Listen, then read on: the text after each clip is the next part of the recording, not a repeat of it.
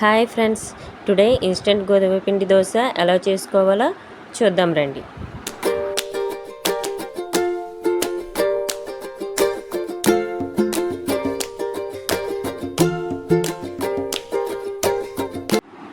ముందుగా ఒక బౌల్ తీసుకొని దాంట్లో మనకు కావాల్సినంత సరిపడినంత గోధుమ పిండి తీసుకోవాలి. గోధుమ పిండి దోశ ఈ విధంగా చేసుకోవడం వలన పిల్లలు చాలా ఇష్టంగా తింటారు.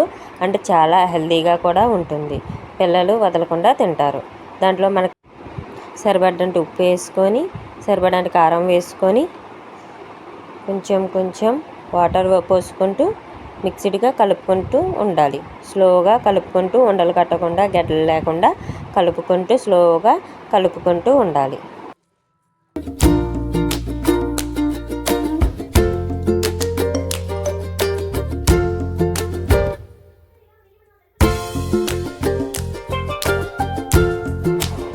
బాగా మిక్స్ అయ్యేంత వరకు కలుపుకొని మెల్లిగా స్లోగా మనకు కావాల్సిన కన్సిస్టెంట్లో వచ్చేంత వరకు కలుపుకోవాలి. కొద్దిగా జీలకర్ర వేసుకొని, కొంచెం వాటర్ వేసుకొని మళ్ళీ స్లోగా కలుపుకొని, బాగా పలుసుగా కాకుండా అలాగే బాగా చిక్కగా కాకుండా మనకి కావాల్సిన విధంగా దోశ వచ్చే విధంగా మనం కలుపుకొని పక్కన పెట్టుకోవాలి.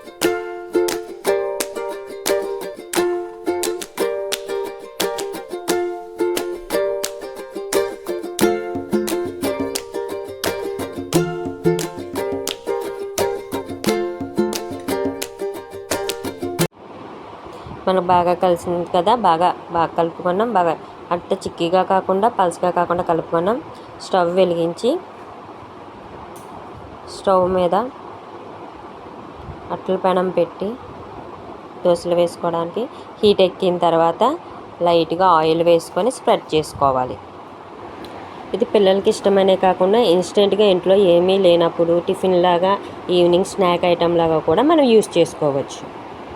స్ప్రెడ్ చేసుకున్న తర్వాత ఆయిల్ హీట్ ఎక్కిన తర్వాత మనం కలుపుకున్న గోధుమ పిండిని వేసుకోవాలి.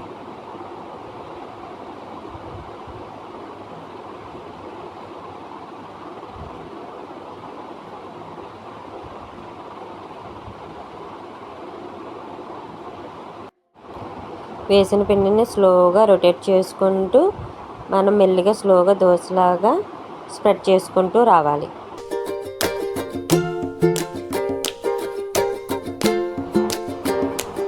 స్లోగా బాగా స్ప్రెడ్ చేసుకున్న తర్వాత పిండిని పైన లైట్గా చుట్టూరు ఆయిల్ వేసుకోవాలి.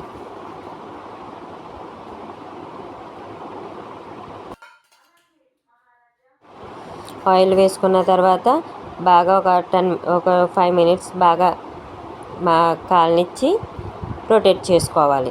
రొటేట్ చేసుకుని రెండో వైపు కూడా బాగా రోస్టెడ్గా లైట్గా గోధుమ కలర్లో వస్తే చాలా బాగుంటుంది అట్టు.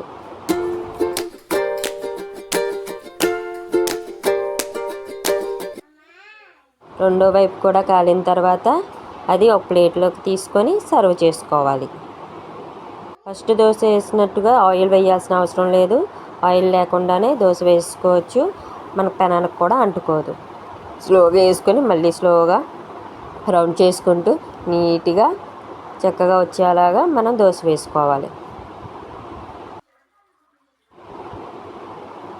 అట్టు బాగా చూసుకొని చుట్టూరు ఆయిల్ వేసుకొని బాగా కాలిన తర్వాత దాన్ని రొటేట్ చేసుకొని రెండో వైపు కూడా కాల్చుకోవాలి.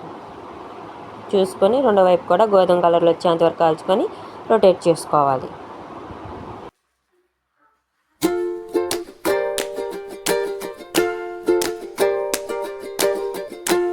రెండో వైపు కూడా బాగా వేగిందన్నాక రొటేట్ తీసుకొని ప్లేట్లోకి తీసుకొని సర్వ్ చేసుకోవాలి. Stove off. గోధుమ పిండి దోశ రెడీ. నాకు చట్నీకి మనం ఏదైనా వేసుకోవచ్చు, కానీ దీంట్లోకి టమాటా పచ్చడి అంటే చాలా బాగుంటుంది. నాకు టమాటా పచ్చడి అంటే ఇష్టం. సో నేను అందుకని టమాటా పచ్చడి వేసుకొని సర్వ్ చేసుకుంటున్నాను.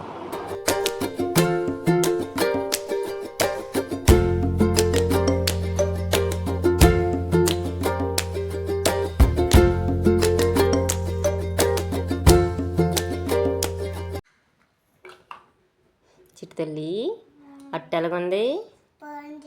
ఎలాగుంది? నీకు నచ్చిందా? ఈ గోధుమ పిండి దోశ మీరు ట్రై చేసి నచ్చితే నా ఛానల్ సబ్స్క్రైబ్ చేసి లైక్ చేసి ఫాలో చేయండి. Thank you.